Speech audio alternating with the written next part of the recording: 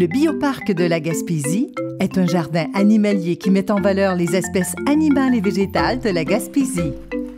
Depuis 1998, le Bioparc accueille en saison estivale plus de 25 000 visiteurs et ouvre ses portes de juin à octobre.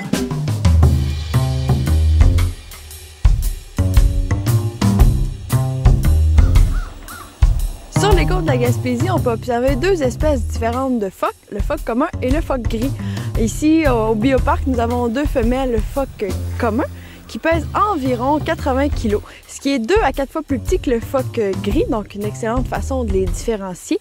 Il y a aussi la forme de la tête, donc notre phoque commun a une toute petite tête en forme de chien, alors que le phoque gris a une plus grosse tête en forme de cheval. Comme on peut voir ici dans le bassin, notre eau est quand même très froide, il y a de la glace sur le dessus, mais les phoques s'y adaptent quand même très bien. En fait, il y a plusieurs adaptations qui leur permettent de rester à l'année dans une eau qui est très froide. L'eau ici est environ à 4 degrés Celsius. Donc, ils ont une épaisse couche de graisse autour de leur corps. On parle d'environ 10 cm en hiver. Ils ont aussi un pelage court, mais très imperméable, donc leur permettant de se faire une couche d'isolant contre le froid. Pendant l'été, par contre, le phoque commun va chasser dans l'eau à marée haute et à marée basse va venir s'échouer sur les plages pour se réchauffer au soleil.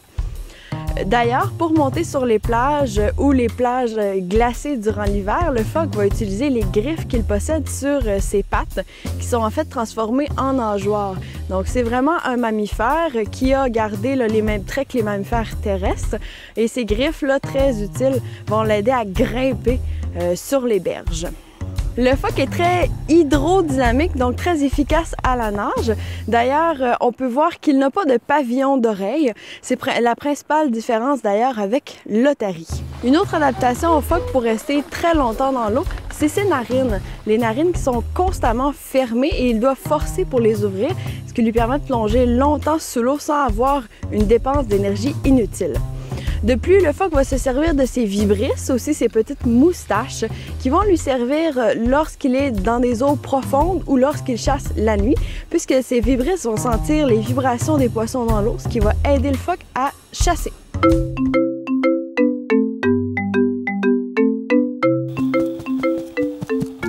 Ici, au Bioparc, nos phoques sont nourris avec du hareng. Ils vont recevoir entre 3 et 4 kg de hareng chacun par jour. J'ai rajouté dans le premier poisson qu'ils reçoivent des vitamines parce que, étant donné que le poisson est congelé, donc il va perdre certaines propriétés vitaminiques. En nature, le phoque mange principalement des poissons qui se traînent en banc, comme le hareng, le maquereau, puisque c'est des poissons qui sont facilement attrapés. D'ailleurs, le phoque va les manger tout rond et va les manger en très grande quantité, et c'est par la suite, lorsqu'il va aller se reposer, qu'il va digérer tous ces poissons-là. Le phoque commun est un peu spécial en ce sens où c'est la seule espèce de phoque qui peut vivre aussi bien en eau douce qu'en eau salée. D'ailleurs, c'est pas rare de le voir remonter certaines rivières de la Gaspésie durant l'été ou plutôt au printemps lorsque les saumons remontent les rivières.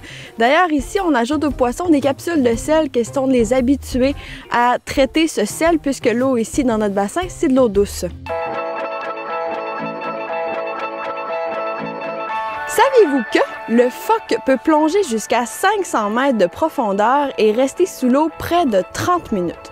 Quoique, la plupart du temps, il va rester près de la surface, donc jamais en bas de 10 mètres, et quelques minutes sous l'eau. Le phoque commun a certains prédateurs, on parle de l'épaulard, du requin et lorsqu'il se trouve en Arctique, l'ours blanc.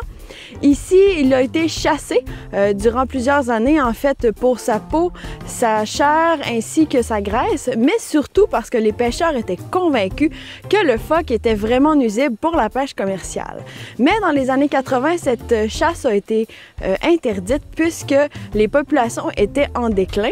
Une des raisons pour le déclin de la population de phoques communs, c'est les polluants dans l'eau, puisque ces polluants vont être accumulés dans le poisson que le phoque va manger et par la suite, ces polluants vont s'accumuler dans les graisses du phoque et ces graisses qui sont transformées en lait maternel par la suite nuisent à la croissance des petits phoques.